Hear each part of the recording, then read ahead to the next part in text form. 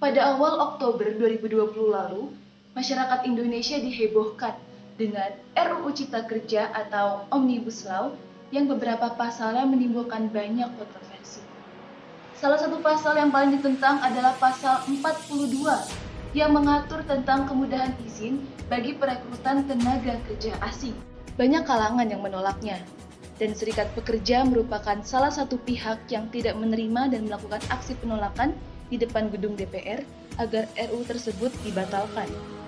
Tapi tahu nggak kalian, belum surut masalah RUU Omnibus Law, masyarakat kembali dihebohkan dengan dibahasnya usulan yang dilayangkan pada 20 Februari lalu oleh Badan Legislatif DPR pada 10 November 2020, Rancangan Undang-Undang Minuman Beralkohol atau RUU Minol. Pasalnya, RUU ini mengatur sanksi pidana bagi para peminum atau orang yang mengonsumsi minuman beralkohol, berupa pidana penjara maksimal 2 tahun atau denda maksimal 50 juta rupiah. Berdasarkan draft yang dilansir pada www.dpr.go.id, RUU Minol ini terdiri dari 7 bab dan 24 pasal. Tujuan RUU ini adalah untuk melindungi masyarakat dari dampak negatif minuman beralkohol, menciptakan ketentraman dan ketertiban di masyarakat, serta menumbuhkan kesadaran bagi masyarakat akan bahayanya minuman beralkohol. Pada bab 3 tentang larangan, setiap orang dilarang memproduksi, memasukkan, menyimpan, mengedarkan, atau menjual minuman beralkohol di wilayah Negara Kesatuan Republik Indonesia. Namun, terdapat pengecualian larangan di pasal 8. Minuman beralkohol diperbolehkan untuk kepentingan terbatas seperti kepentingan adat, ritual keagamaan, wisatawan, farmasi, dan tempat-tempat yang diizinkan oleh peraturan perundang-undangan. Ketentuannya diatur dalam peraturan pemerintah. Pada bab 6 tentang ketentuan pidana, mereka yang melanggar aturan akan dipidana penjara minimal 2 tahun dan paling lama 10 tahun, atau denda paling sedikit Rp200.000 dan paling banyak Rp1 miliar. RUU ini tentunya menimbulkan pro dan kontra di kalangan masyarakat. Karena di balik efek negatif yang ditimbulkan minuman beralkohol, ternyata di beberapa daerah, Minol merupakan sumber penghasilan bagi masyarakat. Seperti misalnya Ciu Bekonang, yang menjadi sumber penghasilan bagi warga masyarakat Bekonang, Mojolaban, Sukoharjo, Jawa Tengah.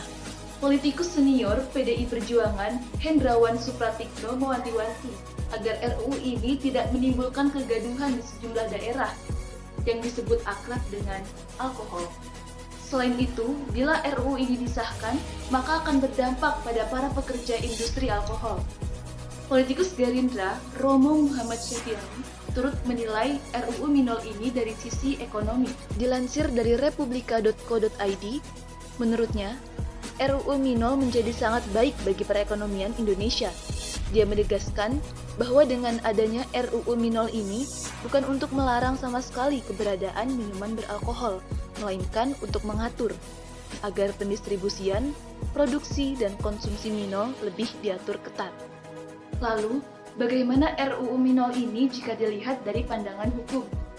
Dosen Universitas Islam Negeri Syarif Hidayatullah Jakarta, Fakultas Ilmu Syariah dan Hukum, memberikan pendapatnya tentang RUU Minol ini. Yuk kita lihat. Saya termasuk yang berpandangan bahwa RUU ini sebenarnya tidak urgent ya.